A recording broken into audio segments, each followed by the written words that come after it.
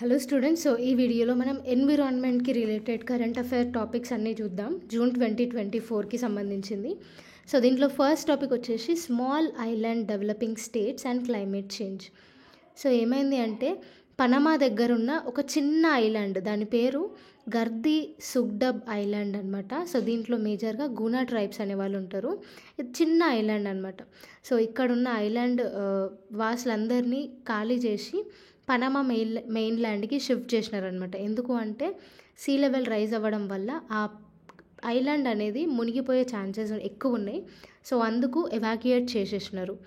So ఏంది అంటే ఈ స్మాల్ ఐలాండ్ డెవలపింగ్ స్టేట్స్ అన్నిటికీ చాలా స్మాల్ ఐలాండ్ డెవలపింగ్ స్టేట్స్ ఉన్నాయి. ఓకే, మనం ఈజీగా ఎస్ఐడిఎస్ అని గుర్తుపెట్టుకుందాం. సో ఈ ఎస్ఐడిఎస్ చాలా ఐలాండ్స్ ఇట్లనే సీ లెవెల్ రైజ్ వల్ల ఫ్లడ్స్ ఇంకా న్యాచురల్ డిజాస్టర్స్ అనేవి ఎక్కువ ఉండే ఛాన్సెస్ ఉన్నాయి. ఎందుకంటే ఈ మధ్యకాలంలో ఈ సీ లెవెల్ రైజింగ్ అనేది ఎక్కువైపోయింది.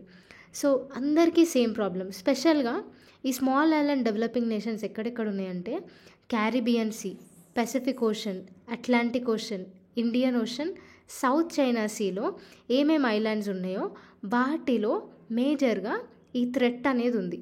ఫర్ సపోజ్ ఎగ్జాంపుల్స్ వచ్చేసి మాల్డివ్స్, సెచెలిస్, మార్షల్ ఐలాండ్, సోలమన్ ఐలాండ్, సురినెమ్, మౌరీషియస్, పపానుగనియా, ఇంకా వనువటు, గయానా, సింగపూర్, ఇవన్నీ ఎస్ఐడిఎస్ఏ. సో వీళ్ళు మేజర్గా మిడిల్ ఇన్కమ్ కంట్రీస్ అనమాట. వీళ్ళు ఎర్న్ చేసుకోవడానికి ఓషన్ రిసోర్సెస్ పైనే ఆధారపడి ఉంటారు. చాలా స్మాల్ పాపులేషన్ ఉంటుంది. ఎకనామిక్ గ్రోత్ కూడా చాలా లిమిటెడ్ ఉంటుంది. సో ఇదన్నమాట. సో ఈ ఐలాండ్స్కి, ఈ ఎస్ఐడిఎస్కి కొంచెం హెల్ప్ చేస్తూ కొన్ని ఇనిషియేటివ్స్ ఇంకా ప్రోగ్రామ్స్ అనేవి తీసుకొని వచ్చిర్రు. ఫస్ట్ వచ్చేసి సిడిఆర్ఐ. సో సిడిఆర్ఐ అనేది Indian prime minister climate action summit 2019 అప్పుడు ఈ సిడిఆర్ఐని లాంచ్ చేసిండు. సిడిఆర్ఐ అంటే కోalition ఫర్ డిజాస్టర్ రెసిలెంట్ ఇన్ఫ్రాస్ట్రక్చర్. దీని సెక్రటేరియట్ వచ్చేసి న్యూఢిల్లీ. సో ఏంది అంటే సస్టైనబుల్ డెవలప్మెంట్ ఇన్ఫ్రాస్ట్రక్చర్ని బిల్డ్ చేయాలి అనేసి లాంచ్ చేసినారు. ఓకే, సో దీని కింద ఐఆర్ఐఎస్ ప్రోగ్రామ్ కూడా తీసుకొని వచ్చారు. ఐఆర్ఐఎస్ ఏంది అంటే infrastructure for resilient island states. So ఇందాక మనం ఎస్ఐడిఎస్ గురించి చదువుకున్నాం కదా. సో ఆ ఎస్ఐడిఎస్ స్టేట్స్కి ఫండింగ్ అనేది ఐరిస్ ప్రోగ్రామ్ ఇస్తుంది. సో రీసెంట్గా $8 million ఫండింగ్ అనేది వచ్చింది. సో దీని కింద ఎస్ఐడిఎస్ ఇన్ఫ్రాస్ట్రక్చర్ కోసము మళ్ళా వాళ్ళ డెవలప్మెంట్ కోసము ఖర్చు పెట్టడం జరిగింది. సో ఐరిస్ ప్రోగ్రామ్ అనేది COP26 వరల్డ్ లీడర్ సమ్మిట్ అప్పుడు లాంచ్ చేసినారు. సిడిఆర్ఐ మెంబరు, మళ్ళీ India, Australia, European union, UK, ఇంకా ఎస్ఐడిఎస్ రిప్రజెంటేటివ్స్ అందరూ దీంట్లో మెంబర్స్ అనమాట. సో ఈ ఐరిస్ ప్రోగ్రామ్కి 2024 UN ఎస్ఐడిఎస్ పార్ట్నర్షిప్ అవార్డ్ అనేది వచ్చింది. సో ఇది సస్టైనబుల్ డెవలప్మెంట్కి చాలా మంచిగా కాంట్రిబ్యూట్ చేస్తుంది అనేసి దీనికి అవార్డు వచ్చింది. ఓకే, సో ఇదనమాట మనం బేసిక్గా తెలుసుకోవాల్సింది. నెక్స్ట్, అసలు ఎస్ఐడిఎస్ పైన క్లైమేట్ చేంజ్ అనేది ఎట్లా ఎఫెక్ట్ చేస్తుంది ఈ ఐలాండ్ నేషన్స్కి అంటే ఫస్ట్ థింగ్ ఎస్ఐడిఎస్ చాలా మినిమం గ్రీన్ హౌస్ ఎమిషన్స్ చేస్తుంది. ఎందుకంటే చిన్న ఏరియా కాబట్టి పాపులేషన్ చాలా తక్కువ ఉంటుంది. మేజర్గా వాళ్ళు ఓషన్ రిసోర్సెస్ నుంచే డిపెండ్ అయి ఉంటారు. సో గ్రీన్ హౌస్ ఎమిషన్ అనేది చాలా తక్కువ ఉంటుంది. కానీ వీళ్ళే severe impact of climate change వీళ్ళే ఎక్కువ ఫేస్ చేస్తారనమాట. ఎందుకంటే చిన్న ఐలాండ్స్ కొంచెం సీ లెవెల్ రైజ్ అయినా కానీ మొత్తం ఆ ఐలాండే మునిగిపోతుంది. సో తక్కువ గ్రీన్ హౌస్ గ్యాస్ ఎమిషన్స్ చేసినా కానీ ఎక్కువ డేంజర్ అనేది వీళ్ళకే పొంచి ఉంది క్లైమేట్ చేంజ్ వల్ల. సో ఈ ఎక్స్ట్రీమ్ వెదర్ ఈవెంట్స్ వల్ల, సీ లెవెల్ రైజ్ వల్ల, ఓషన్ అసిడిఫికేషన్ అంటే ఈ ఓషన్లో కార్బన్ డైఆక్సైడ్ అనేది ఎక్కువైపోతే అసిడిఫికేషన్ అనేది అవుతుంది. సో దానివల్ల ఏంది అక్వాటిక్ సిస్టమ్స్, ఈ కోరల్ రీఫ్స్ ఇవన్నీ ఖరాబ్ అయిపోతాయి. ఇంకా హై టెంపరేచర్ రైజ్ అవుతుంది, క్లైమేట్ వల్నరబిలిటీ, ఇవన్నీ మేజర్గా ఈ ఎస్ఐడిఎస్కే ఎక్కువ ఎఫెక్ట్ అవుతుంది. తర్వాత కోస్టల్ రీజియన్స్ మొత్తం సబ్మర్జ్ అయిపోయే ఛాన్సెస్ ఉంటాయి. ఒక రిపోర్ట్ ప్రకారం 2050 వరకు తువాలు క్యాపిటల్ మొత్తం మొత్తం ఫ్లడెడ్ అయిపోతుంది టైడల్ వేవ్స్తోని అని ఒక ఎస్టిమేషన్ ఇచ్చిర్రు. ఇంకొకటి ఎకనామికల్ ఇంపాక్ట్ కూడా ఎక్కువ ఉంటుంది. సో ఓషన్ అసిడిఫికేషన్ వల్ల కోరల్ రీఫ్స్ అనేవి మొత్తం ఖరాబ్ అయిపోతాయి. సో దానివల్ల టూరిజం అనేది తక్కువ అయిపోతుంది. సో ఫ్రమ్ 1970 నుంచి 2020 వరకు ఈ స్మాల్ ఐలాండ్ డెవలపింగ్ స్టేట్స్ అనేవి ఆల్మోస్ట్ $153 బిలియన్ లాస్ అయింది ఈ ఎక్స్ట్రీమ్ వెదర్ కండిషన్స్ వల్ల. సో అట్లా అనమాట. సో ఇండిజినస్ పాపులేషన్, అక్కడ ఉండే లోకల్ పాపులేషన్ వాళ్ళు కూడా చాలా ఎఫెక్ట్ పడుతుంది. మళ్ళీ వాళ్ళ కల్చరల్ రూట్స్ ఏవైతే ఉంటాయో, వాళ్ళ మెయిన్ ల్యాండ్ కదా, ట్రెడిషనల్ లైవ్లీహుడ్, మళ్ళీ కల్చరల్ రూట్స్ పైన ఎఫెక్ట్ పడే ఛాన్సెస్ ఉంటాయి. వాళ్ళ వే ఆఫ్ లివింగ్ పైన కూడా ఎఫెక్ట్ పడే ఛాన్సెస్ ఉంటాయి. సో క్లైమేట్ ఇంజస్టిస్ అనేది వీళ్ళతో ఎక్కువ అవుతుంది. ఎందుకంటే ఓన్లీ 1% ఎమిషన్ చేస్తున్నారు, కాకపోతే మ్యాక్సిమం క్లైమేట్ ఇంపాక్ట్స్ అనేవి వీళ్ళపైనే పడతాయి. ఇంకొకటి వాళ్ళ హెల్త్ పైన కూడా అడ్వర్స్ ఎఫెక్ట్స్ అనేవి కనిపిస్తాయి. ఎందుకంటే చాలా హీట్ వేవ్స్ ఎక్కువ అవ్వడం వల్ల వెక్టర్ బార్న్ డిసీజెస్ అనేవి ఎక్కువ అవుతాయి. Okay, vector born diseases. So అసలు వెక్టర్ బార్న్ డిసీజెస్ ఏంటి అంటే మస్కిటోస్ బైట్ వల్ల మనకి వేరే డిఫరెంట్ టైప్ ఆఫ్ డిసీజెస్ అనేవి వస్తాయి. సో ఎట్లా అంటే వార్మ్ క్లైమేట్ ఉండడం వల్ల ఫీమేల్ మస్కిటోస్ వాళ్ళ బ్లడ్ని ఫాస్ట్గా డైజెస్ట్ చేసుకుంటాయి. దానివల్ల ఏమవుతుందంటే ఫ్రీక్వెంట్గా బ్లడ్ని కన్జ్యూమ్ చేసుకుంటూ ఉంటాయి మనుషులది. సో అట్లా ట్రాన్స్మిషన్ రేట్ అనేది ఎక్కువ అయ్యి వెక్టర్ బార్న్ డిసీజెస్ అనేవి పెరిగిపోతాయి. అండ్ వీళ్ళకి డ్రింకింగ్ వాటర్ పైన కూడా ఇంపాక్ట్ పడుతుంది. ఎందుకంటే సీ లెవెల్ రైజ్ అవ్వడం వల్ల ఫ్రెష్ వాటర్ ఆక్విఫైయర్స్ ఏవైతే ఉంటాయో అవిట్లకి కూడా ఎఫెక్ట్ పడుతుంది. గ్రౌండ్ వాటర్ లెవెల్ డిప్లీట్ అవుతుంది. బహమాస్ అనేసి ఒక ఐలాండ్ కంట్రీ ఉంది అట్లాంటిక్ ఓషన్లో. ఇది మొత్తం గ్రౌండ్ వాటర్ పైన డిపెండ్ అవుతుంది, కంప్లీట్గా గ్రౌండ్ వాటర్ పైన డిపెండ్ అయి ఉంటుంది. సో ఇట్లాంటి ఐలాండ్స్కి కూడా ఎఫెక్ట్ పడే ఛాన్సెస్ ఉంటాయి. ఇంకా అగ్రికల్చర్, ఇంకా ఫుడ్ సెక్యూరిటీ పైన ఎక్కువ ఇంపాక్ట్ అయ్యే ఛాన్సెస్ ఉంటాయి ఈ ఎక్స్ట్రీమ్ వెదర్ కండిషన్స్ వల్ల. వే ఫార్వర్డ్ వచ్చేసి సస్టైనబుల్ డెవలప్మెంట్ ప్లానింగ్ అనేది తీసుకొని రావాలి. డిజాస్టర్ ప్రివెన్షన్ ఇంకా మేనేజ్మెంట్ పైన ఎక్కువ ఫోకస్ చేయాలి. హెల్త్ కేర్ పైన ప్రాపర్ ప్లానింగ్, ఇంకా కోస్టల్ మేనేజ్మెంట్ కోసం blue carbon projects like mangroves, tree cover increase చేయడం, మళ్ళా సీ గ్రాస్ ఇంక్రీజ్ చేయడము, ఇవన్నీ చేయాలి. సో దట్ సాయిల్ ఎరోషన్ అనేది కూడా తక్కువ అవుతుంది. నెక్స్ట్ ఈ ఐలాండ్స్ని సేవ్ చేయడం కోసం కొత్తగా రీసెర్చ్ అండ్ డెవలప్మెంట్ కోసము ఎంకరేజ్ చేయడం కోసము ఈ ఇంటర్నేషనల్ ఫండ్స్ని కూడా ఎంకరేజ్ చేయాలి. సో ఇవన్నీ ఉన్నాయి. ఇంకొకటి nature based solutions like renewable energy sources ఎక్కువ యూజ్ చేయడము, సో ఇట్లాంటివి కూడా యూజ్ చేయాలి. సో గ్లోబల్ మెజర్స్ కొన్ని ఉన్నాయి. ఏంటి అంటే alliance of small island states, AOSIS. So ఇది 1990 ఎస్టాబ్లిష్ చేసిర్రు. సో దీని మెయిన్ ఎయిమ్ ఏంటి అంటే ఈ SIDS గ్లోబల్ వార్మింగ్ గురించి వీళ్ళ వాయిస్ని షోకేస్ చేయడానికి ఒక పెద్ద ప్లాట్ఫామ్ లాగా ఇది వ్యవహరిస్తుంది. నెక్స్ట్ వచ్చేసి global conference on sustainable development of small island developing states. So ఇది 1994లో ఎస్టాబ్లిష్ అయింది. ఈ SIDSలో క్లైమేట్ చేంజ్ వల్నరబిలిటీని అడ్రస్ చేయడానికి ఈ ప్రోగ్రామ్ అనేది తీసుకొని వచ్చిర్రు. నెక్స్ట్ UNDP ఇనిషియేటివ్స్ కూడా ఉన్నాయి. దాంట్లో ఒకటి క్లైమేట్ ప్రామిస్ ఇనిషియేటివ్.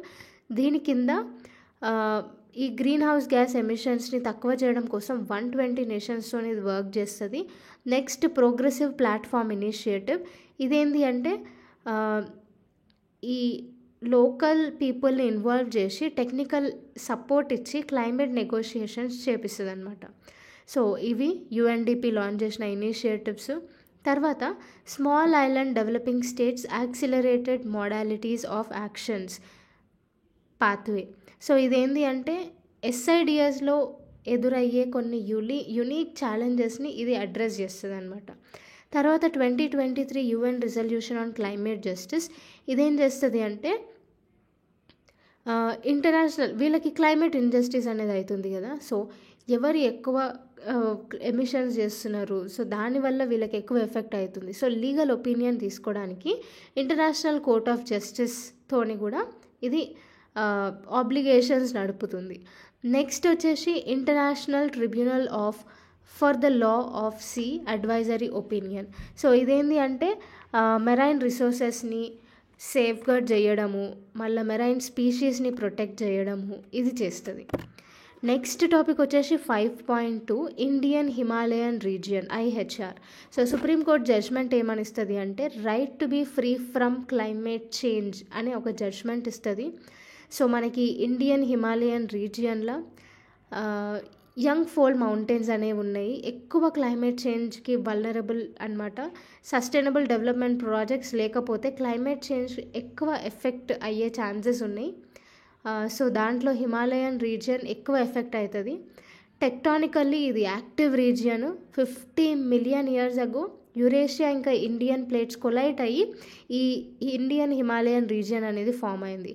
సో ఈ రీజియన్ కింద ఓవరాల్గా 13 స్టేట్స్ ఇంకా యూనియన్ టెరిటరీస్ ఉన్నాయి. దీని లెంత్ వచ్చేసి 2500 కిలోమీటర్స్. 18% ఆఫ్ జాగ్రఫికల్ ఏరియా మొత్తం దీనికి ఉంది. 50% ఆఫ్ ఫారెస్ట్ కవర్ ఇక్కడనే ఉంది. ఇంకా బయోడైవర్సిటీ కూడా ఎక్కువ ఉంది. సో దీన్ని బయోడైవర్సిటీ హాట్స్పాట్ లాగా కూడా డిక్లేర్ చేసినారు. మన ఇండియాలో ఓవరాల్గా 4 బయోడైవర్సిటీ హాట్స్పాట్స్ ఉన్నాయి. ఒకటి హిమాలయాస్, రెండవది ఇండో బర్మన్ రీజియన్, మూడవది వెస్టర్న్ ఘాట్స్, నాలుగవది సుండాల్యాండ్స్. సో ఇది సౌత్ ఈస్ట్ రీజియన్లో ఉంటుంది. సుండాల్యాండ్స్ వెస్ట్ బెంగాల్ ఏరియాస్లో ఉంటుంది. ఓకే, సో ఈ 4 రీజియన్స్లో బయోడైవర్సిటీ హాట్స్పాట్ లాగా డిక్లేర్ చేసినారు. సో దాంట్లో మొదటిది ఈ హిమాలయాసే అనమాట. సో దీంట్లో ఎక్కువ బయోడైవర్సిటీ అనేది ఉంటుంది. సో దీనికి రిలేటెడ్ కొన్ని కేసెస్ ఉన్నాయి. సో ఏముంది, సుప్రీంకోర్టు జడ్జ్మెంట్ ఏమిచ్చింది, right to be free from climate change అనేసి జడ్జ్మెంట్ ఇచ్చింది. సో దీనికి రిలేటెడ్గా కొన్ని మిగతా జడ్జ్మెంట్స్ కూడా ఉన్నాయి.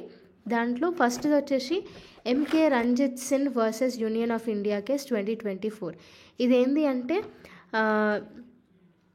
Right to be free from adverse effects of climate change అని చెప్తుంది. సో ఆర్టికల్ 14 ఇంకా ఆర్టికల్ 21 ప్రకారం క్లైమేట్ చేంజ్ ఎఫెక్ట్స్ నుంచి ఫ్రీగా ఉండడం ఒక రైటే అని సుప్రీంకోర్టు జడ్జ్మెంట్ ఇస్తుంది ఈ కేసులో. Next Ashok Kumar Raghav versus union of India case. దీంట్లో ఏంది అంటే సుప్రీంకోర్టు సెంట్రల్ గవర్నమెంట్కి హిమాలయన్ స్టేట్స్ ఇంకా టౌన్స్లో క్యారీయింగ్ కెపాసిటీ అనేది ఎంత ఉంది అనేసి అడుగుతుంది. సో క్యారీయింగ్ కెపాసిటీ అంటే ఏంది, ఎకోసిస్టమ్ మ్యాక్సిమం పాపులేషన్ని హోల్డ్ చేసే కెపాసిటీని క్యారీయింగ్ కెపాసిటీ అంటారు. ఓకే, భూమి ఎంతవరకు పాపులేషన్ని బేర్ చేస్తుందో అంతవరకే బేర్ చేస్తుంది. సో ఆ పాయింట్ని క్యారీయింగ్ కెపాసిటీ అని అంటారు. ఓకే, సో నెక్స్ట్ వచ్చేసి state of Telangana versus Mohammed Abdul Kasim case. So ఈ కేసులో ఏంది అంటే నదుల యొక్క rights, lakes, beaches, estuaries, ridges, trees, మొత్తం నేచర్ రైట్స్ని మనం రెస్పెక్ట్ చేయాలి అనేసి ఈ కేసు చెప్తుంది. Okay, so importance of Indian Himalayan region ఏంది అంటే ఫస్ట్ థింగ్ ఇది water tower of the earth. So Ganga, Yamuna, Indus, Brahmaputra ఇవన్నిటికీ వాటర్ సోర్సెస్ అనేది హిమాలయన్ రీజియన్ నుంచే వస్తాయి. ఓవరాల్గా 1.4 బిలియన్ పీపుల్ ఈ వాటర్ పైన డిపెండ్ అయి ఉంటారు. సో ఈ region medicines, food, carbon sequestration లాగా కూడా చేస్తుంది. వాటర్ని కూడా రెగ్యులేట్ చేస్తుంది ఈ రీజియన్. అండ్ నెక్స్ట్ ఇది rains India monsoon type of climate లాగా ఉండడానికి మెయిన్ రీజన్ హిమాలయాసే. తర్వాత సెంట్రల్ ఏషియా నుంచి వచ్చే కోల్డ్ విండ్స్ని ఇది అడ్డుకొని ఇండియాని వామ్గా పెడుతుంది. సో అదనమాట క్లైమేట్ పరంగా కూడా మన ఇండియా ఈ క్లైమేట్ మాన్సూన్ టైప్ ఆఫ్ క్లైమేట్గా ఉండడానికి ఈ హిమాలయాసే మేజర్ రీజన్. అండ్ ఎకో టూరిజంని ఎంకరేజ్ చేస్తుంది. అడ్వెంచర్ టూరిజం, రిలీజియస్ టూరిజం కూడా ఈ హిమాలయన్ రీజియన్స్లో మనకి ఎక్కువ ఫేమస్ అనమాట. కొన్ని ఛాలెంజెస్ ఉన్నాయి. ఛాలెంజెస్ ఏంటి అంటే డిఫారెస్ట్రేషన్ అనేది అగ్రికల్చర్ కోసం ఎక్కువ చేసేసినారు. సో న్యాచురల్ ఫ్లో ఆఫ్ వాటర్ని రిస్ట్రిక్ట్ చేసేసి hydel power projects like Tehri dam ఇట్లాంటివన్నీ కడుతున్నారు. చార్ధామ్ ప్రాజెక్ట్ అంటే ఏంది, కేదార్నాథ్, బద్రీనాథ్, యమునోత్రి ఇంకా గంగోత్రి ఈ 4 వీటికి ఆల్ టైమ్ వెదర్ కనెక్టివిటీ కోసము ఉత్తరాఖండ్ రీజియన్లో వీళ్ళు తీసుకొని వస్తున్నారనమాట road and railway projects. So ఇందుకు వీళ్ళు మౌంటైన్స్ని బ్లాస్ట్ చేయడము, మౌంటైన్స్ని మైనింగ్ చేయడం ఎక్కువ అవుతుంది. సో దానివల్ల ఇది అన్సస్టైనబుల్ డెవలప్మెంట్కి ఎక్కువ వెళ్తున్నారు. సో దానివల్ల కూడా నేచర్గా ఎఫెక్ట్స్ అనేవి ఉంటాయి. నెక్స్ట్ వచ్చేసి 2023లో మనకి జోషిమత్ మొత్తం ఫ్లడెడ్ అయిపోయింది ఉత్తరాఖండ్లో. హిమాచల్ ప్రదేశ్లో ఫ్లడ్స్ ఇంకా ల్యాండ్ స్లైడ్స్ ఎక్కువ అయిపోయినాయి. సిక్కింలో గ్లేషియర్ లేక్ అవుట్బర్స్ అయినాయి. ఉత్తరకాశీలో సిల్కియారా ఇంకా బారాకోట్ టనల్ది ఇన్సిడెంట్ అయింది. సో ఇట్లాంటివన్నీ ఈ క్లైమేట్ చేంజ్ ఎఫెక్ట్సే. నెక్స్ట్ టూరిజం అనేది ఎక్కువ అవుతుంది, అది మంచి పాయింటే. కాకపోతే టూరిజం వల్ల ఎన్విరాన్మెంట్ పైన ఎక్కువ స్ట్రెస్ పడుతుంది. సో డెవలప్మెంట్ ఎక్కువ చేయాలనేసి స్ట్రెస్ ఉండడం వల్ల ఈ హిమాలయన్ రీజన్స్ ఎక్కువ ఎఫెక్ట్ పడుతున్నాయి. ఓవరాల్గా ఈ ఉత్తరాఖండ్, వెస్ట్ బెంగాల్, త్రిపుర, అస్సాం ఇట్లాంటి స్టేట్స్లో టూరిజం ఎక్కువ ఉండడం వల్ల 10% of gross state domestic product అనేది ఉంది. సో ఇది మంచి విషయమే. కాకపోతే డెవలప్మెంట్ సైడ్ వెళ్తూ సేమ్ కేరళ రీజియన్ లాగా అవుతుంది. వయనాడ్ ల్యాండ్ స్లైడ్స్ ఎట్లా అయినాయో ఎక్కువ డెవలప్మెంట్ చేస్తే కూడా హిమాలయన్ రీజియన్స్ ల్యాండ్ స్లైడ్స్ ఇంకా ఫ్లడ్స్, క్లౌడ్ అవుట్బర్స్ ఇవన్నీ అయ్యే ఛాన్సెస్ ఎక్కువ ఉంటాయి. నెక్స్ట్ ఇస్రో కూడా ఒక రిపోర్ట్ ఇచ్చింది, గ్లేషియర్స్ అలారం రేట్లో మెల్ట్ అయిపోతున్నాయి. సో దీనివల్ల గ్లేషియర్ లేక్ అవుట్బర్స్ట్ ఇంక్రీజ్ అయ్యే ఛాన్సెస్ ఉంటాయని ఇస్రో శాటిలైట్ రిపోర్ట్ ఇస్తుంది. నెక్స్ట్ హిమాలయాస్లో అరౌండ్ 4 మిలియన్ స్ప్రింగ్స్ అనేవి ఉన్నాయి, కానీ దీంట్లో 33% ఎండిపోయినాయి, మిగతా 50% వాటర్ షార్టేజ్తో ఉన్నాయి. సో స్పెషల్గా షిమ్లా ఇంకా వేరే హిల్ టౌన్స్లో స్ప్రింగ్స్ అనేవి ఎక్కువ డ్రై అయిపోయినాయి. So steps taken to protect Indian Himalayan regions వచ్చేసి first national mission for sustaining the Himalayan ecosystem అనేది తీసుకొని వచ్చారు. సో వల్నరబిలిటీని సైంటిఫిక్గా స్టడీ చేయడం కోసం ఈ ప్రోగ్రామ్ తెచ్చారు. Next Indian Himalayas climate adaptation programme తీసుకొని వచ్చారు. ఇదేంటి అంటే క్లైమేట్ సైన్స్ని ఇంకా ప్లానింగ్ కోసము ఇన్స్టిట్యూట్ స్ట్రెంథనింగ్ చేయడం కోసం ఈ ప్రాజెక్ట్ తీసుకొని వచ్చారు. నెక్స్ట్ సెక్యూర్ హిమాలయ ప్రాజెక్ట్, ఇదేంటి అంటే హిమాలయన్ ఎకోసిస్టమ్ని రీస్టోర్ చేయడం, సెక్యూర్ చేయడం, కన్జర్వ్ చేయడం, సస్టైనబుల్గా యూజ్ చేయడం ఈ ప్రాజెక్ట్ కింద main aspects. Next Himalayan state regional council, so ఇది నీతి ఆయోగ్ ఎస్టాబ్లిష్ చేసింది. సో హిమాలయన్ రీజియన్లో సస్టైనబుల్ డెవలప్మెంట్ ఉండాలి అనేసి ఈ council main aim. So way forward వచ్చేసి హిమాలయన్ అథారిటీ అనేది ఎస్టాబ్లిష్ చేసారు హిమాలయన్ రీజియన్లో, సో దట్ సస్టైనబుల్ డెవలప్మెంట్ పైన ఎక్కువ ఫోకస్ చేయాలి అని. Next smart mountain tourism destinations అనేవి తీసుకొని వచ్చారు. So that same smart cities లాగా డెవలప్ చేయాలి అనేసి. సో ఈ స్మార్ట్ సిటీస్ లాగా ఎన్విరాన్మెంట్ సర్వీస్ ప్రొవైడ్ చేస్తున్నందుకు ఈ గ్రీన్ సెస్ కూడా తీసుకొని రావాలి. సో దట్ ఇట్లా గ్రీన్ ట్యాక్స్ లాగా. నెక్స్ట్ సిక్కింలో ధారా వికాస్ ప్రోగ్రామ్ తీసుకొని వచ్చారు. ఇదేంటి అంటే స్ప్రింగ్స్ అన్నీ డ్రై అయిపోయినాయి. సో స్ప్రింగ్స్ని రివైవల్ చేయడం కోసము ధారా వికాస్ ప్రోగ్రామ్ అనేది తీసుకొని వచ్చారు. సేమ్ ఇట్లాంటి ఇనిషియేటివ్సే హిమాలయన్ రీజియన్స్లో కూడా తీసుకొని రావాలి. నెక్స్ట్ హిమాలయన్ రీజియన్స్లో ఎన్విరాన్మెంట్ ఇంపాక్ట్ అసెస్మెంట్ చేయాలి. సో దీనివల్ల మనకి ఎక్కువ ప్రొటెక్ట్ చేయడానికి ఎక్కువ స్టెప్స్ తీసుకొని రావచ్చు ఇట్లాంటి టూల్స్ తీసుకొని వస్తే, ఎన్విరాన్మెంట్ ఇంపాక్ట్ అసెస్మెంట్ లాంటివి. నెక్స్ట్ టాపిక్ వచ్చేసి 5.3 గ్రేట్ నికోబార్ ఐలాండ్స్. సో ఈ గ్రేట్ నికోబార్ ఐలాండ్ ఏరియా వచ్చేసి 910 స్క్వేర్ కిలోమీటర్స్ మాత్రమే. సో ఇది అండమాన్ అండ్ నికోబార్ ఐలాండ్స్లో లార్జెస్ట్ ఐలాండ్ అనమాట Great Nicobar island. So Andaman and Nicobar ఐలాండ్స్లో మేజర్గా మనకి 836 ఐలాండ్స్ అనేవి ఉంటాయి. సో దాంట్లో మేజర్గా బే ఆఫ్ బెంగాల్ అనే ఓవరాల్గా 836 ఐలాండ్స్. సో దీంట్లో లార్జెస్ట్ ఐలాండే Great Nicobar island. So Indira Point ఈ గ్రేట్ నికోబార్ ఐలాండ్స్లోనే సదర్న్ మోస్ట్ టిప్ అనమాట. మన ఇండియాకి కూడా సదర్న్ మోస్ట్ పాయింట్ అంటే ఇందిరా పాయింటే. సో ఈ గ్రేట్ నికోబార్ హెడ్ క్వార్టర్స్ వచ్చేసి క్యాంపెల్ బే. ఎకలాజికల్ క్యారెక్టరిస్టిక్స్ వచ్చేసి వెట్ ఎవర్గ్రీన్ ఫారెస్ట్లు ఉంటాయి. హైయెస్ట్ మౌంటైన్ వచ్చేసి మౌంట్ తులియర్. సో ఇది 642 మీటర్స్ హైట్. దీంట్లో కోస్టల్ ప్లెయిన్స్ ఇవన్నీ ఉంటాయి. యానిమల్స్ వచ్చేసి crab eating macaque, so same కోతిలాగా ఉంటుంది. Next Nicobar tree shrew, same ఎలుక ప్లస్ ఉడతలాగా ఉడత మిక్స్ ఉంటుంది Nicobar tree shrew. Next dugong, Nicobar megapode. So ఇదేంటి అంటే ఫీమేల్ పికాక్ ఉంటుంది కదా, బ్లాక్ కలర్ వేస్తే అది Nicobar megapode. So same female black colour female peacock లాగా ఉంటుంది. Next serpent eagle, salt water crocodile, marine turtles, ఇవన్నీ ఎక్కువ యానిమల్స్ కనిపిస్తాయి. తర్వాత ఫ్లోరాకి వచ్చేసి మనకి ఆర్చిడ్స్, ట్రీ ఫర్న్, మళ్ళా జిమ్నోస్పర్మ్స్, బ్రయోఫైట్స్, లిచెన్స్, ఇవన్నీ ఫ్లోరా కిందికి వస్తాయి. ఎకలాజికల్ ల్యాండ్స్కేప్స్ వచ్చేసి గ్రేట్ నికోబార్ బయోస్పియర్ రిజర్వ్స్ ఉన్నాయి, క్యాంబెల్ బే నేషనల్ పార్క్ ఉంది, గలాథియా నేషనల్ పార్క్ ఉన్నాయి. సో సోషియో ఎకనామిక్ క్యారెక్టరిస్టిక్స్ వచ్చేసి మనకి ఇక్కడ మేజర్గా ఇంపార్టెంట్ ట్రైబ్స్ వచ్చేసి మాంగోలాయిడ్స్. సో దీనికంటే ముందు మనం ఒకటి నేర్చుకోవాలి. హ్యూమన్ బీయింగ్స్ బేసిక్గా 3 రేసెస్ లాగా డివైడ్ చేసారు. దాంట్లో ఈ మాంగోలాయిడ్ ఒకటి, కౌకాసాయిడ్ ఒకటి, నెగ్రాయిడ్ ఒకటి. ఓకే, సో గ్రేట్ నికోబార్లో మాంగోలాయిడ్ రేస్కి సంబంధించిన వాళ్ళు ఉంటారు. దాంట్లో షాంపెన్ నికోబారీస్ వాళ్ళు ట్రైబ్స్ అనమాట. సో వీళ్ళు ఉంటారు. నెక్స్ట్ సో వీళ్ళు ఈ మాంగోలాయిడ్ వాళ్ళు ఎక్కువ సౌత్ ఈస్ట్ ఏషియా, ఆర్క్టిక్ రీజియన్లో, అమెరికాలో, పసిఫిక్ రీజియన్లో ఎక్కువ కనిపిస్తారు.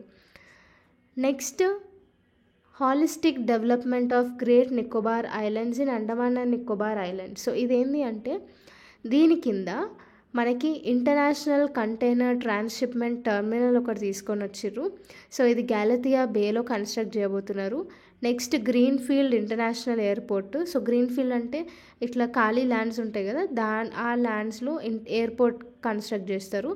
Next township and area development కింద ఎకో టూరిజము, కోస్టల్ టూరిజము, ఇవన్నీ డెవలప్ చేయడం కోసం ఇది తీసుకొని వచ్చారు.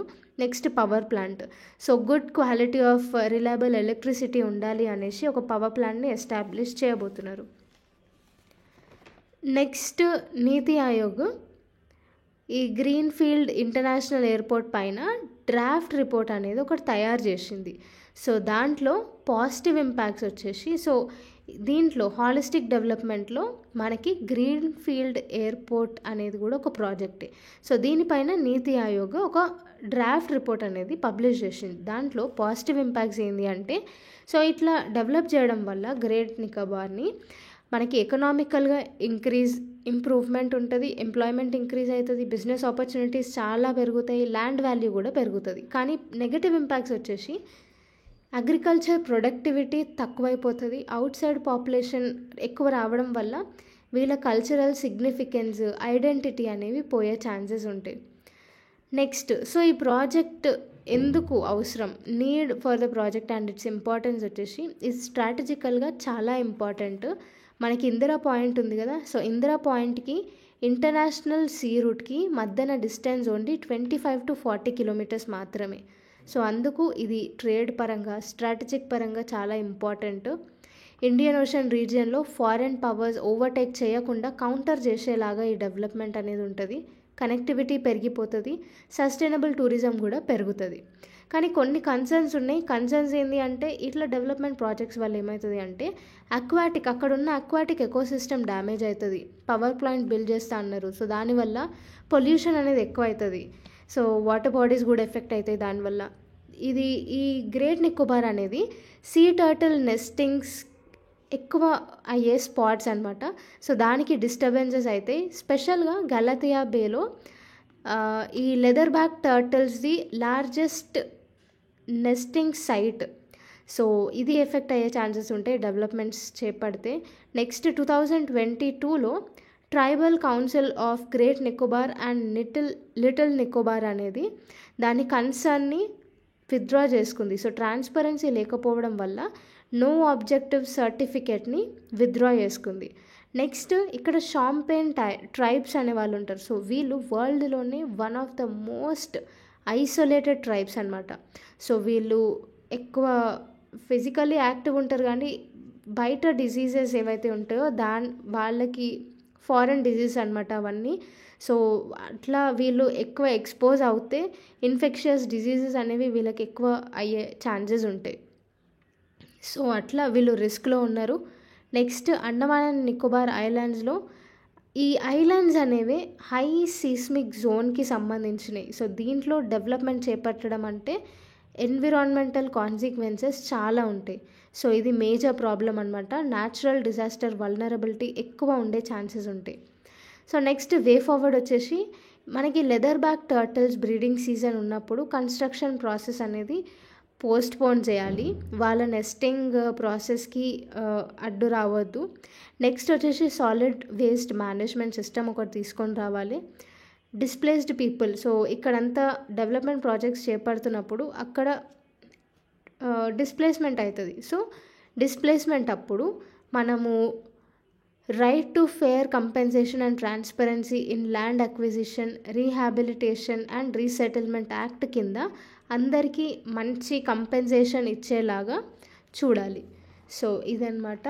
నెక్స్ట్ వచ్చేసి 5.4 కోల్ గ్యాసిఫికేషన్. సో ఇక్కడ చూడండి, under ground coal gasification.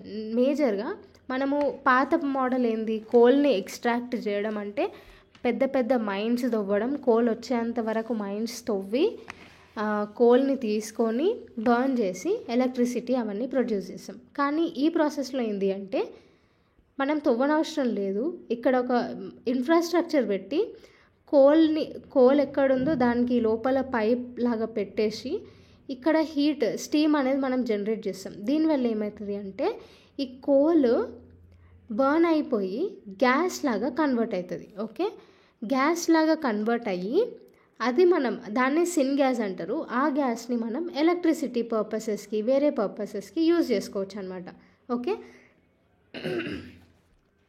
So మనం ఇక్కడ మైన్స్ లాగా తవ్వి చేసి ఎన్విరాన్మెంట్కి ఎక్కువ ఏమంటారు పొల్యూషన్ చేస్తూ ఎన్విరాన్మెంట్ని డిగ్రేడేషన్ చేసి ఇదంతా పెద్ద ప్రాసెస్ కంటే కోల్ దగ్గర డైరెక్ట్ పైపు పెట్టేసి దాన్ని బర్న్ చేసి సిన్ గ్యాస్ని జనరేట్ చేసి అదే మనం యూజ్ చేసుకుంటే ఈ ఎన్విరాన్మెంట్ సేవ్ అవుతుంది, ఎలక్ట్రిసిటీ ఎఫిషియన్సీ కూడా ఎక్కువ ఉంటుంది. ఓకే, ఎలక్ట్రిసిటీ ప్రొడక్షన్ ఉంటుంది, అన్నీ ఉంటాయి. ఓకే, సో ఈ అండర్ గ్రౌండ్ కోల్ గ్యాసిఫికేషన్ అంటే కోల్ని గ్యాస్ లాగా కన్వర్ట్ చేయడం, అది కూడా అండర్ గ్రౌండ్లో కన్వర్ట్ చేసి దానిని చేస్తే ఈ సిన్ గ్యాస్ అనేది వస్తుంది. ఓకే, సో దీన్ని అండర్ గ్రౌండ్ కోల్ గ్యాసిఫికేషన్ అని అంటారు. సో మేజర్గా స్టీమ్ ఇంకా ఆక్సిజన్తోని అరౌండ్ 1000 degrees Celsius టెంపరేచర్లో బర్న్ చేస్తే మనకి సిన్ గ్యాస్ అనేది వస్తుంది. సిన్ గ్యాస్ లేదా సింథటిక్ గ్యాస్. సో జనరల్గా కోల్ అనేది మనకి methane, carbon dioxide, hydrogen, carbon monoxide ఇవన్నీ మిక్స్చర్ అనమాట. సో ఇవన్నీ మనము స్టీమ్ ఇంకా ఆక్సిజన్ పెట్టి బర్న్ చేసి సిన్ గ్యాస్ని డైరెక్ట్ తీసుకుంటే ఎన్విరాన్మెంటల్ కన్సర్న్స్ అనేవి ఎక్కువ ఉండవు. మళ్ళీ ఎక్కువ టెక్నాలజీ అనేది అడ్వాన్స్మెంట్ అయితే పైసలు కూడా ఎక్కువ ఖర్చు కావు. సో ఇది కొత్త టెక్నాలజీ కాబట్టి ఇనీషియల్గా మనకి ఎక్కువ కాస్ట్ అనేది పడుతుంది. ఓకే, సో యూజీసీ వల్ల ఈ అండర్ గ్రౌండ్ కోల్ గ్యాసిఫికేషన్ వల్ల ప్రోడక్ట్స్ ఏంటి అంటే ఎలక్ట్రిసిటీ ప్రొడక్షన్ అవుతుంది. మిథెనాల్, హైడ్రోజన్, అమోనియా ఇంకా వేరే కెమికల్ ప్రోడక్ట్స్ తయారు చేయడంలో ఈ సిన్ గ్యాస్ అనేది హెల్ప్ చేస్తుంది. సో దీనికి బెనిఫిట్స్ ఏంటి అంటే మనము మైనింగ్ చేయకుండానే మనకి కోల్ వస్తుంది, ఇది ఒక మంచి బెనిఫిట్. నెక్స్ట్ ఖర్చులు తగ్గుతాయి. ఇంపోర్ట్స్, మనం ఎక్కువ కోల్ ఇంపోర్ట్ చేసుకుంటున్నాం, సో ఆ ఇంపోర్ట్స్ అనేవి తగ్గుతాయి. ఎన్విరాన్మెంటల్ ఇంపాక్ట్ అసలు ఉండదు. సో ఇవన్నీ మంచి బెనిఫిట్స్. తర్వాత నెక్స్ట్ గవర్నమెంట్ కొన్ని ఇనిషియేటివ్స్ తీసుకొని వచ్చింది. దాంట్లో ఫస్ట్ వచ్చేసి national coal gasification mission. So ఇది 2030 వరకు 100 million tons of coal gasification చేయాలని ఎయిమ్ పెట్టుకుంది ఈ మిషన్.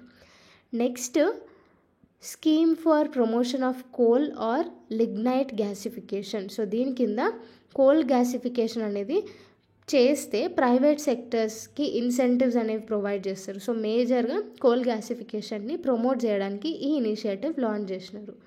తర్వాత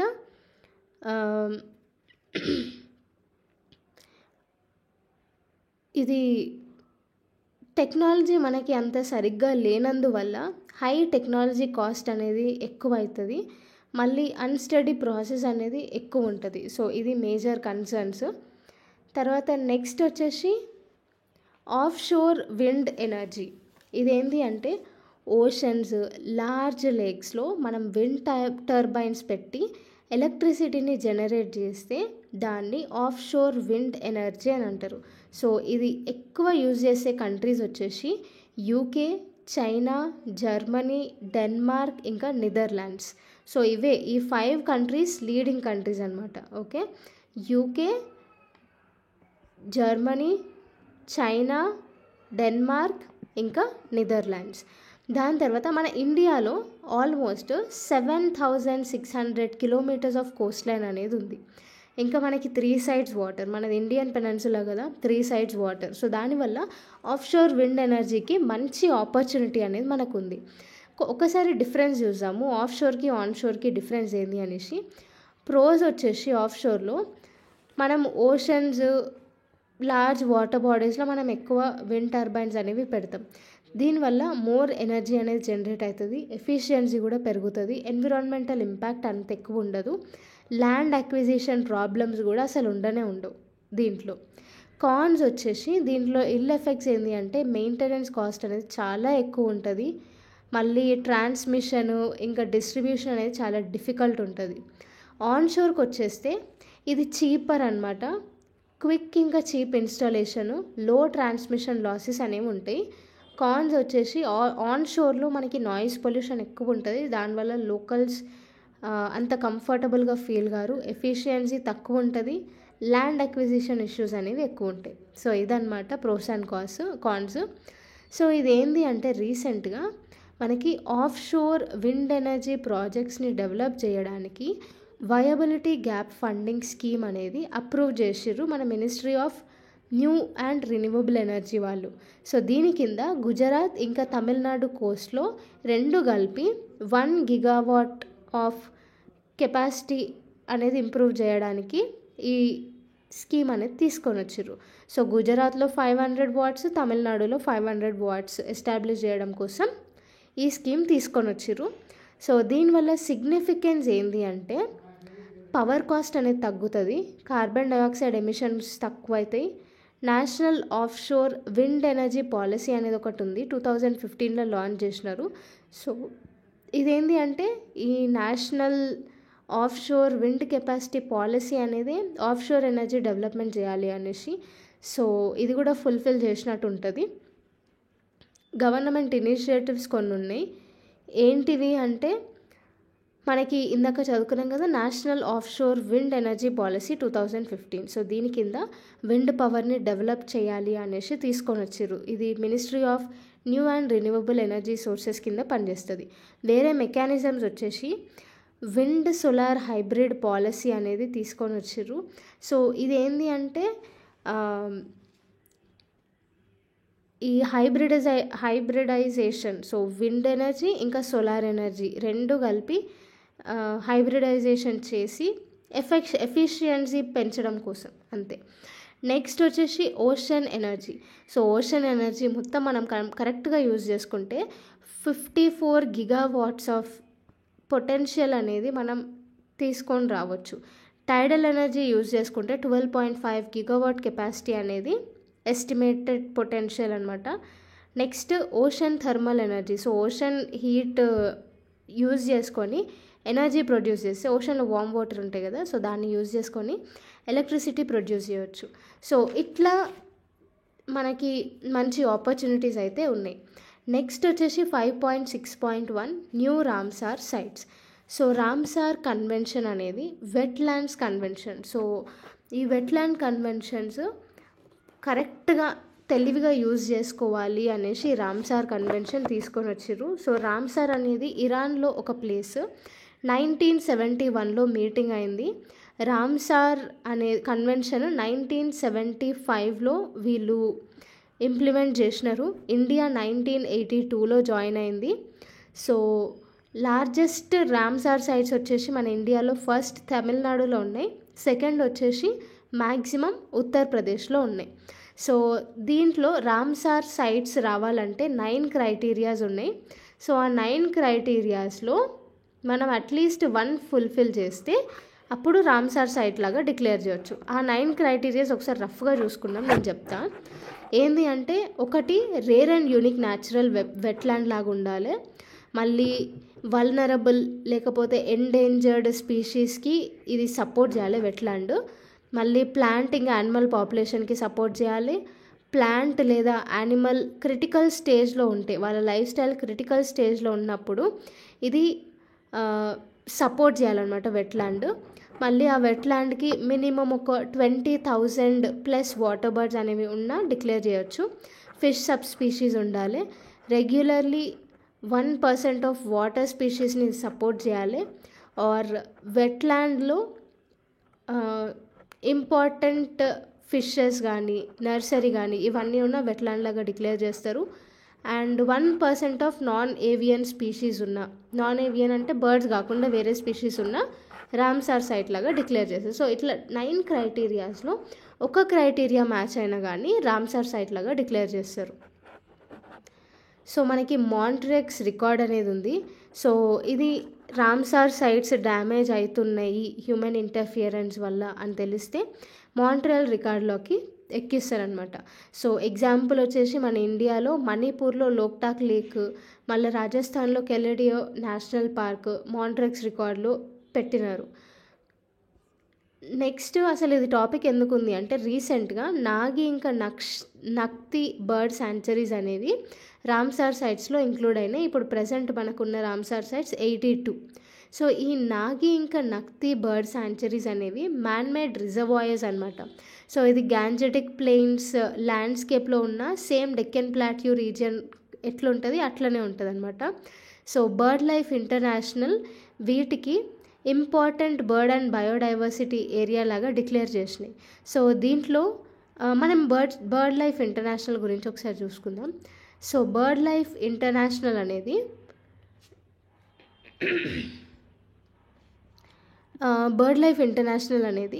ఒక ఇంటర్నేషనల్ ఆర్గనైజేషన్ అనమాట. బర్డ్స్ని, వాళ్ళ హ్యాబిటాట్ని ఇంకా బయోడైవర్సిటీని ప్రొటెక్ట్ చేసే ఇంటర్నేషనల్ ఆర్గనైజేషన్. సో ఈ ఆర్గనైజేషన్ ఈ 2 ఏరియాస్కి ఇంపార్టెంట్ బర్డ్ ఇంకా బయోడైవర్సిటీ ఏరియా లాగా డిక్లేర్ చేసినాయి. సో దీంట్లో ఉన్న మేజర్ బర్డ్స్ వచ్చేసి bar headed goose, greylag goose, northern pintail, red crested pochard, steppe eagle. మళ్ళీ రెసిడెంట్ బర్డ్స్ వచ్చేసి Indian robin, ashy crowned sparrow lark, Asian koel, Asian pied starling, bank myna etcetera. So ఇవన్నీ residential birds ఉన్నాయి, migratory birds కూడా ఉన్నాయి. Next వచ్చేసి 5.6.2 Bonn climate change conference concluded. So ఇదేంటి అంటే Paris climate deal అనేది ఒకటి ఉంది. సో దీని కింద ఆర్టికల్ 6 ఉంది. సో ఆర్టికల్ 6 ఏం చెప్తుంది అంటే గ్లోబల్ ఎమిషన్స్ అనేవి తక్కువ చేయాలి అని చెప్తుంది. సో అదనమాట. సో అందుకే న్యూస్లో ఉంది. ఇంకొకటి ఏంటి అంటే మనకి బాన్ కన్వెన్షన్ కూడా ఒకటి ఉంది. బాన్ కన్వెన్షన్ అంటే మైగ్రేటరీ స్పీషీస్ని ప్రొటెక్ట్ చేయడం కోసం బాన్ కన్వెన్షన్ ఉంటుంది. సో ఇదేంది బాన్ క్లైమేట్ చేంజ్ కాన్ఫరెన్స్. సో ఇదేంది ఎమిషన్స్ని తక్కువ చేయడం కోసం ఇది తీసుకొని వచ్చిర్రు.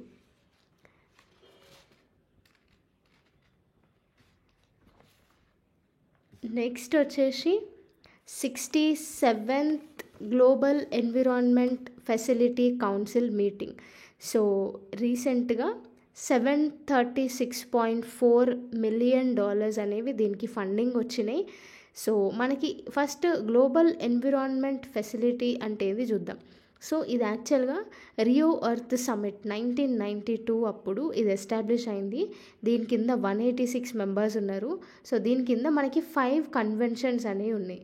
ఆ 5 కన్వెన్షన్స్ వచ్చేసి కన్వెన్షన్ ఆన్ బయోలాజికల్ డైవర్సిటీ. ఇదేంటి అంటే బయోడైవర్సిటీ కన్జర్వేషన్ కోసం ఇది తీసుకొని వచ్చిర్రు. Next United nations framework convention on climate change UNFCCC. ఇదేంటి అంటే హ్యూమన్ ఇంటర్ఫియరెన్స్ని క్లైమేట్ చేంజ్లో ఎంత వీలైతే అంతవరకు తగ్గించడం కోసం ఇది తీసుకొని వచ్చిర్రు. Next Stockholm convention on persistent organic pollutants. So ఇదేంటి అంటే హ్యూమన్ హెల్త్ని, ఎన్విరాన్మెంట్ని ఆర్గానిక్ పొల్యూటెంట్స్ నుంచి ప్రొటెక్ట్ చేయడం కోసం ఇది తీసుకొని వచ్చిర్రు. Next UN convention to combat desertification UNCCD. ఇదేంటి అంటే ల్యాండ్ డిగ్రేడేషన్ని తక్కువ చేయడం కోసం ఇది తీసుకొని వచ్చిర్రు. Next Minamata convention on mercury. So ఇదేంటి అంటే మర్క్యూరీ పొల్యూషన్ అనేది వాటర్లో ఎక్కువ అవుతుంది. సో దీనివల్ల అక్వాటిక్ ఎకోసిస్టమ్ చాలా ఎఫెక్ట్ పడుతుంది. మనం కూడా ఆ ఫిష్ ప్రోడక్ట్స్ని వాటర్ ప్రోడక్ట్స్ని తింటే మనకి కూడా నర్వస్ సిస్టమ్ బ్రేక్ డౌన్ ఇట్లాంటి ఎఫెక్ట్స్ అనేవి పడుతున్నాయి. సో అందుకు మీనమాత కన్వెన్షన్ ఆన్ మర్క్యూరీ అనేది తీసుకొని వచ్చారు. సో అంతే. నెక్స్ట్ వచ్చేసి 5.6.4 30th anniversary of UNCCD. So ఇందాక మనం చదువుకున్నాం కదా, యుఎన్సిసిడి అంటే united nation convention to combat desertification. So land డిగ్రేడేషన్ని తక్కువ చేయడం కోసం ఇది తీసుకొని వచ్చారు. సేమ్ ఇది 1992 రియో ఎర్త్ సమిట్ అప్పుడు దీన్ని అడాప్ట్ చేసుకున్నారు. దీని టోటల్ మెంబర్స్ వచ్చేసి 196 మెంబర్స్. దీని ఇనిషియేటివ్స్ కొన్ని ఉన్నాయి. ఏంది అంటే 2015లో land degradation neutrality target setting programme అనేది తీసుకొని వచ్చారు. సో దీంట్లో ఇండియా బై 2033 26 మిలియన్ హెక్టర్స్ని రీస్టోర్ చేస్తాము అనేసి కమిట్ అయ్యింది ఇండియా. నెక్స్ట్ 2017లో ద స్ట్రాటజిక్ ఫ్రేమ్వర్క్ అనేది తీసుకొని వచ్చారు 2018 నుంచి 30 వరకు. సో దీని కింద నేషనల్ పాలసీస్, ఈ ల్యాండ్ డిగ్రేడేషన్ని సాల్వ్ చేయడం కోసం కొన్ని నేషనల్ పాలసీస్ అనేవి తీసుకొని వస్తారు. వేరే ఇనిషియేటివ్స్ వచ్చేసి 2007లో గ్రేట్ గ్రీన్ వాల్ అనేది తీసుకొని వచ్చారు. సో డైవర్సిటీని రీస్టోర్ చేయడం కోసం ఈ ప్రాజెక్ట్ తెచ్చారు. నెక్స్ట్ 2011లో చాంగ్వోన్ ఇనిషియేటివ్ తీసుకొని వచ్చారు. ఇదేంటి అంటే ల్యాండ్ డిగ్రేడేషన్ ప్రాబ్లమ్స్ని సైంటిఫికల్గా సాల్వ్ చేయడం కోసం ఈ ఇనిషియేటివ్ తెచ్చారు. నెక్స్ట్ 2022లో ఇంటర్నేషనల్ డ్రాట్ రెసిలియన్స్ అలయన్స్ అనేది తెచ్చారు. మళ్ళీ 2020లో G20 గ్లోబల్ ల్యాండ్ ఇనిషియేటివ్ తీసుకొని వచ్చారు. సో ఇవన్నీ ల్యాండ్ డిగ్రేడేషన్ నుంచి ప్రొటెక్ట్ చేయడం కోసం తెచ్చుకున్న ఇనిషియేటివ్స్. నెక్స్ట్ వచ్చేసి మనం 5.6.5కి వెళ్ళిపోదాం. Montreal protocol. సో ఇది 1987 ఎస్టాబ్లిష్ అయింది. క్లైమేట్ ప్రొడక్షన్ ఇది ఓజోన్ డిప్లీటింగ్ సబ్స్టెన్సెస్ ప్రొడక్షన్ని తక్కువ చేయడం కోసం మాంట్రియల్ ప్రోటోకాల్ తీసుకొని వచ్చారు. మనకి ఇదే పేరు మీద ఫస్ట్ టాపిక్ ఒకటి చదివినాం రామ్సార్ సైట్స్లో. సో అది మాంట్రెక్స్ రికార్డ్. ఓకే, ఇదేమో మాంట్రియల్ ప్రోటోకాల్. ఈ రెండు సేమ్ లాగా అనిపిస్తాయి, కన్ఫ్యూజ్ అవ్వద్దు. సో ఇదేంటి అంటే ఓజోన్ డిప్లీటింగ్ సబ్స్టెన్స్ని ఎలిమినేట్ చేయడం కోసం ఈ మాంట్రియల్ ప్రోటోకాల్ అనేది తీసుకొని వచ్చారు. సో ఎఫెక్టివ్గా ఇది రెడ్యూస్ చేసుకుంటూ వస్తుంది. సో ఒక స్టడీ ప్రకారం సో ఇది ఒక గుడ్ ఇనిషియేటివే. సో హైడ్రోక్లోరో కార్బన్స్ని తక్కువ చేస్తుంది. సో మనకి HCFC-22 అనేది ఒకటి ఉంది. ఇదేంటి అంటే మామూలు కార్బన్ డైఆక్సైడ్ ఎమిట్ చేసేదానికంటే 1000 సార్లు ఈ HCFC-22 అనేది ఎమిట్ చేస్తుంది. సో స్పెషల్గా ఇది రెఫ్రిజిరేటర్స్ నుంచి, కోల్డ్ స్టోరేజ్ నుంచి ఎక్కువ రిలీజ్ అవుతుంది. మళ్ళీ మనకి ఇంకొక సబ్స్టెన్స్ కూడా ఉంది, HCFC-141b అనేసి. సో ఇది జనరల్గా ఫర్నిచర్, కార్పెంటరీ పైన ఫినిషింగ్ ఫోమ్ లాగా మనం యూజ్ చేస్తాము. సో దీన్ని బ్యాన్ చేసింది ఇండియా. సో మనం ఇంకొకటి నేర్చుకోవాలి ఏంటి అంటే మనకి 2 రకాల ఓజోన్స్ ఉన్నాయి. ఒకటి గుడ్ ఓజోన్ ఉంది, ఒకటి బ్యాడ్ ఓజోన్ ఉంది. సో గుడ్ ఓజోన్ ఏంటి అంటే మనకి స్ట్రాటోస్పియరిక్ జోన్లో ఓజోన్ ఏదైతే ఉంటుందో దాన్ని గుడ్ ఓజోన్ అంటారు. సో అది మనకి సన్ నుంచి వచ్చే అల్ట్రావైలెట్ రేడియేషన్ నుంచి కాపాడుతుంది. కానీ మనకి బ్యాడ్ ఓజోన్ కూడా ఉంది. అదేంటి అంటే ఈ ట్రోపోస్పియర్లో ఉండే బ్యాడ్ ఓజోన్. సో ఇదేంది ఎట్లా అంటే ఈ కెమికల్ రియాక్షన్స్ వల్ల ఈ బ్యాడ్ ఓజోన్ అనేది ఫామ్ అవుతుంది. సో దీనివల్ల మనకి టెంపరేచర్ ఇంక్రీజ్ కావడము ఇట్లాంటివన్నీ అవుతాయి అన్నమాట. ఓకే, సో గుడ్ ఓజోన్ ఒకటి ఉంది, బ్యాడ్ ఓజోన్ కూడా ఉంది. నెక్స్ట్ వచ్చేసి 5.6.6 అంటార్క్టిక్ ట్రీటీ. సో రీసెంట్గా ఈ అంటార్క్టిక్ ట్రీటీ 46th మీటింగ్ అనేది అయింది. దీన్ని హోస్ట్ చేసింది national centre for polar and ocean research. So మన మినిస్ట్రీ ఆఫ్ ఎర్త్ సైన్సెసే దీన్ని హోస్ట్ చేసింది.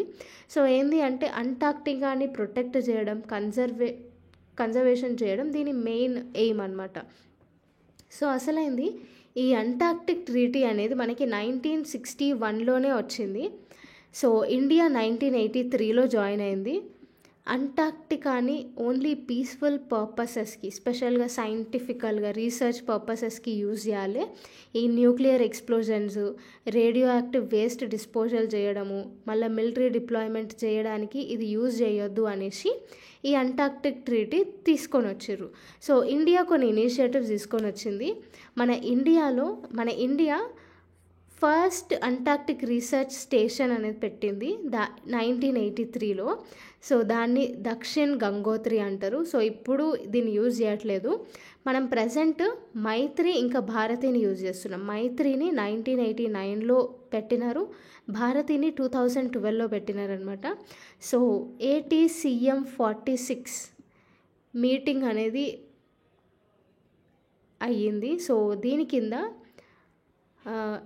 ఈ ATCM అంటే Antarctic treaty consultative meeting. Okay, so ATCMలో 46th మీటింగ్లో మన ఇండియా ఏం అనౌన్స్ చేసింది అంటే మైత్రి 2 రీసెర్చ్ స్టేషన్ కూడా సెటప్ చేసే ప్లాన్ ఉంది అనేసి అనౌన్స్ చేసింది. ఓకే, సో కొన్ని అగ్రిమెంట్స్ ఉన్నాయి. ఒకటి వచ్చేసి protocol on environmental protection to the Antarctic treaty 1991. ఇదేంటి అంటే మనము అంటార్క్టికాని ఓన్లీ పీస్ఫుల్ ఇంకా సైంటిఫిక్ పర్పస్కి మాత్రమే యూజ్ చేయాలి అనేసి ఈ ట్రీటీ. నెక్స్ట్ వచ్చేసి convention for the conservation of Antarctic seals. So మనకి అంటార్క్టిక్ సీల్స్ అనేవి ఉంటాయి అక్కడ. సో దాన్ని స్టడీ చేయడం కోసం, ప్రొటెక్ట్ చేయడం కోసం ఈ కన్వెన్షన్ తీసుకొని వచ్చిర్రు. నెక్స్ట్ వచ్చేసి convention on the conservation of Antarctic marine living resources అనేది 1980లో తీసుకొని వచ్చారనమాట. సో మెరైన్ రిసోర్సెస్ని మంచిగా కన్జర్వ్ చేయడం కోసం. నెక్స్ట్ టాపిక్ వచ్చేసి 5.6.7 కలెక్టివ్ ఇంటెలిజెన్స్ ఇనిషియేటివ్.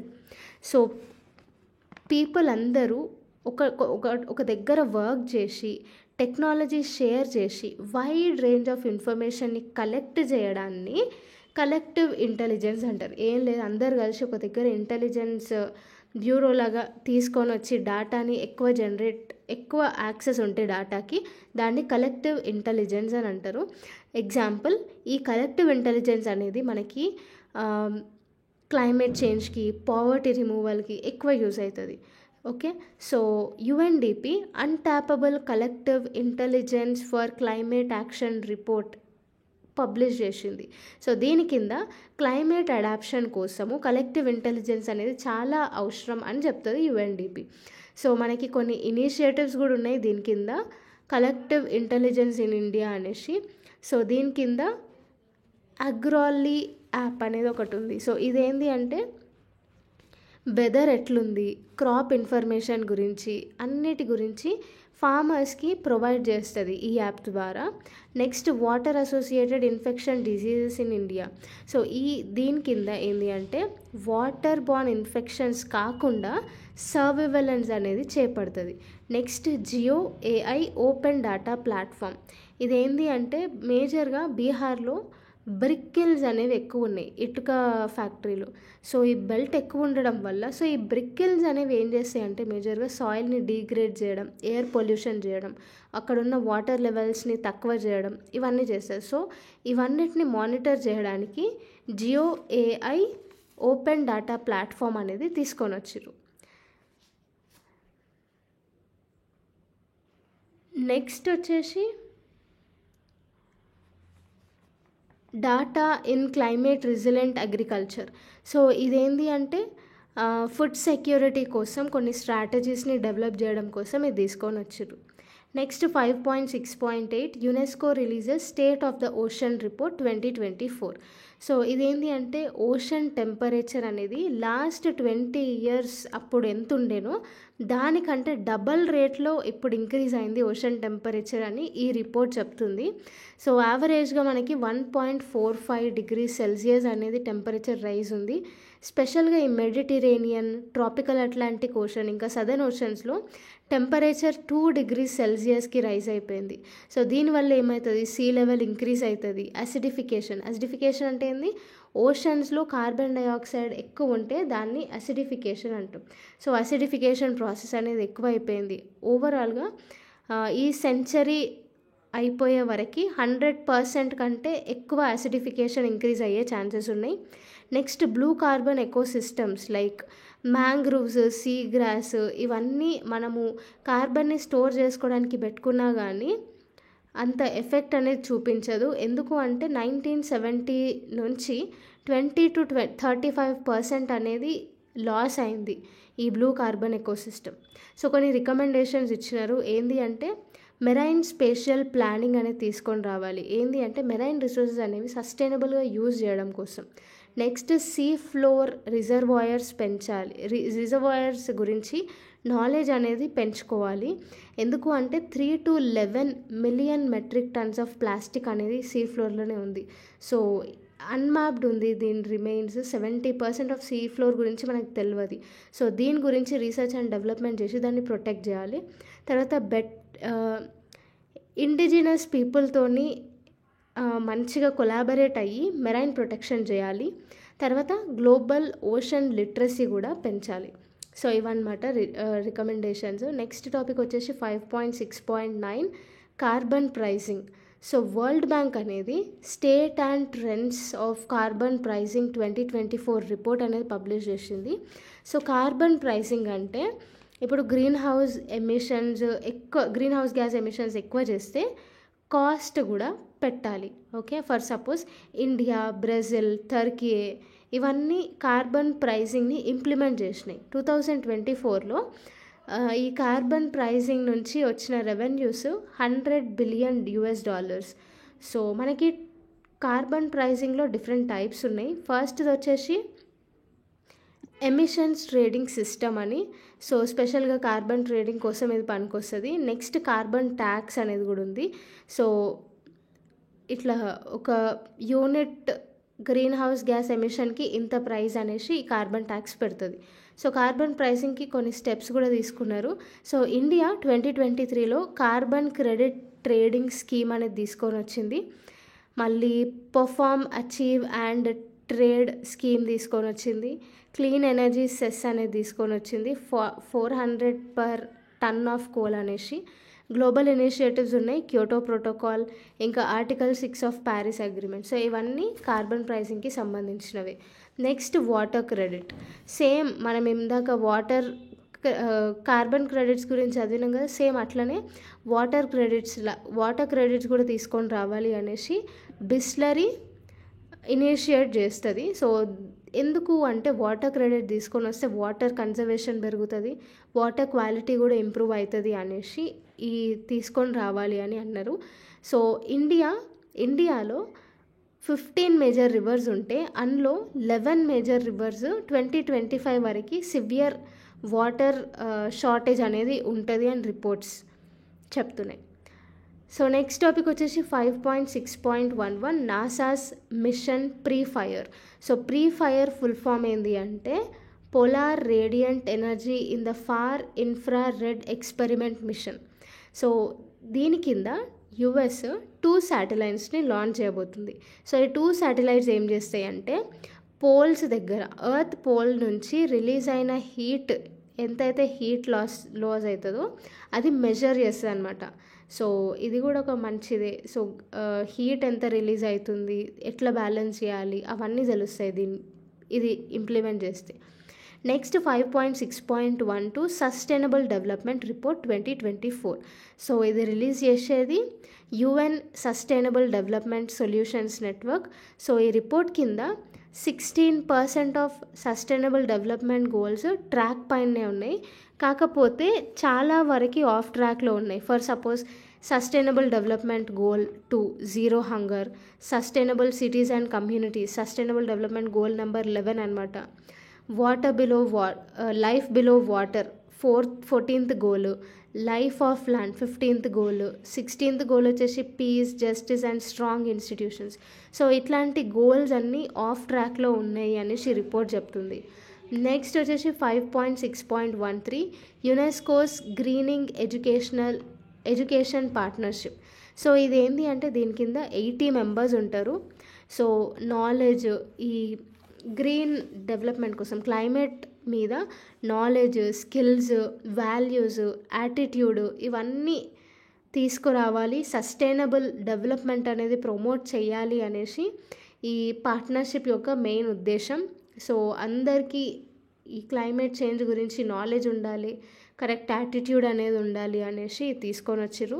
మన నేషనల్ ఎడ్యుకేషన్ పాలసీ 2020లో కూడా ఈ గ్రీనింగ్ ఎడ్యుకేషన్ అనేది యాడ్ చేసినాం మనం. నెక్స్ట్ వచ్చేసి 5.6.14 European unions nature restoration plan. So ఏంది అంటే యూరోపియన్ గ్రీన్ డీల్ అనేది తీసుకొని వచ్చిర్రు.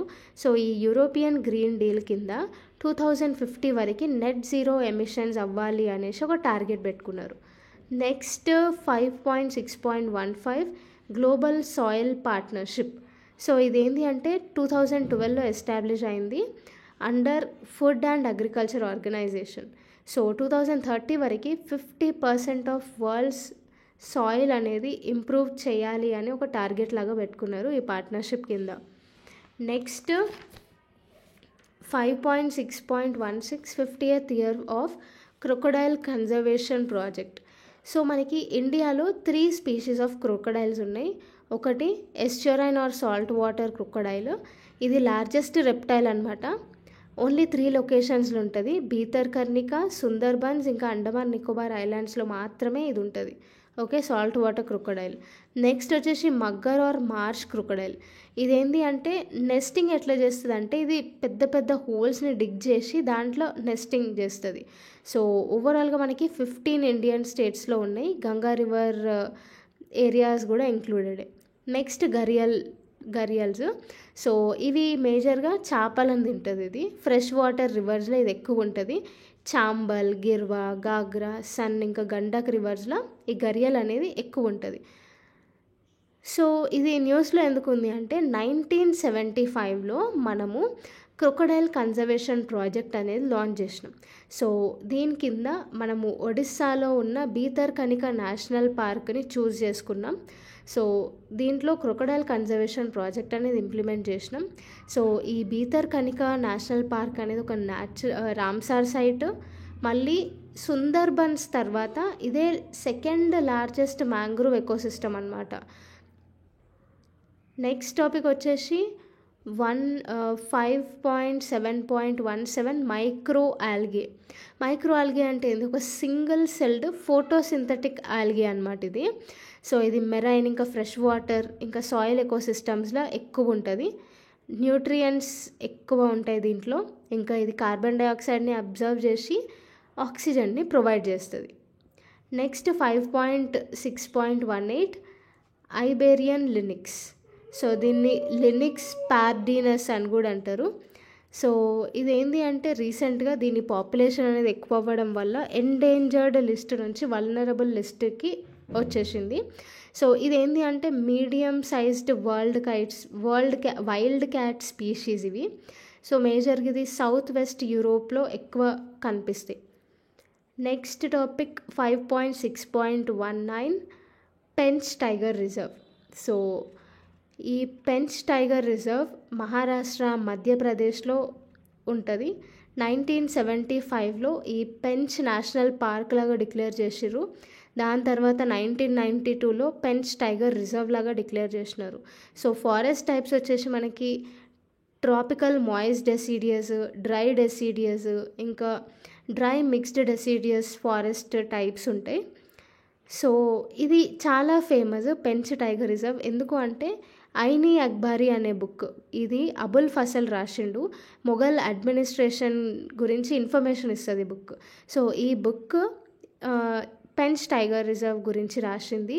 నెక్స్ట్ మనకి ద జంగల్ బుక్ అనే ఒక ఫేమస్ బుక్ ఉంది. సో ఇది రాసింది రుడ్యార్డ్ కిప్లింగ్స్. సో ఈయన పెంచ్ టైగర్ రిజర్వ్ బేస్ చేసుకొని ఈ బుక్ అనేది రాసిండు.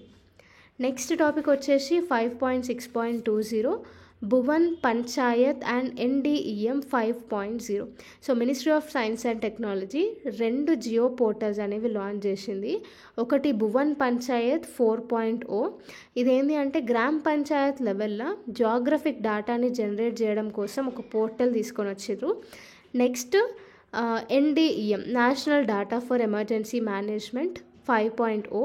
ఇదేంటి అంటే ఓవరాల్ ఎంటైర్ కంట్రీలో జియోస్పేషియల్ డేటా అనేది డీటెయిల్డ్గా ఇది ప్రొజెక్ట్ చేస్తుంది అనమాట డేటాని, సో దట్ ఈ డిజాస్టర్ మేనేజ్మెంట్ ఇవన్నీ కరెక్ట్గా చేయొచ్చు అనేసి ఈ 2 జియో పోర్టల్స్ని లాంచ్ చేసినారు. నెక్స్ట్ టాపిక్ వచ్చేసి 5.6.21 హీట్ డోమ్ అంటే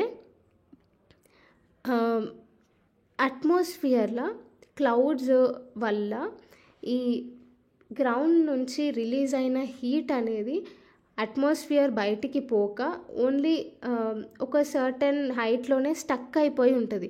సో దానివల్ల మొత్తం ఆ ఏరియా అంతా హీట్ ఎక్కువ అయిపోతుంది అనమాట. సో అట్లాంటి సిచ్యువేషన్ని మనం హీట్ డోమ్ అంటాం.